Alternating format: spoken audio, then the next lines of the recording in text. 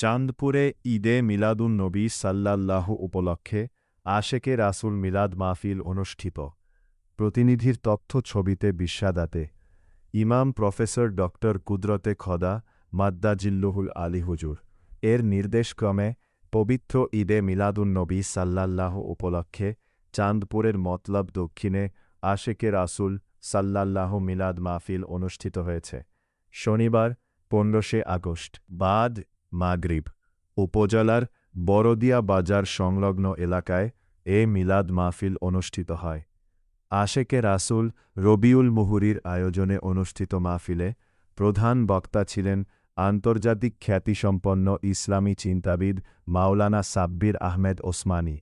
বিশেষ বক্তা ছিলেন আশেকে রাসূল নূর মোহাম্মদ আশেকি। অনুষ্ঠানে সভাপতিত্ব করেন বিশিষ্ট সমাজসেবক মো. মীর জুমলা পলাশ সরকার। স্রষ্টাকে বাদদা দিয়া আর একটা সৃষ্টিকে পাওয়ার ইবাদত করবে, ইবাদত তো হবেই না, বরঞ্চ তার আমল নামায় শুধু শিরকের গুনাহ লেখা শুরু হবে।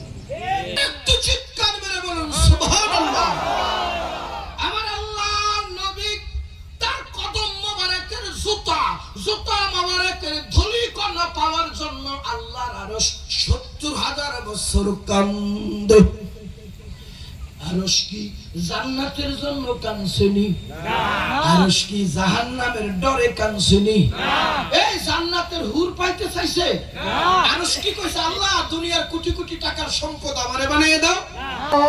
অনেক ইন্তেকাল করেছে, বিশেষ করে রবিউল মুহুরী ভাইরা। কেমনে তুমি খালি হাতে ফিরাইবা? আল্লাহ আমাদের সবাইকে মাফ কইরা দাও।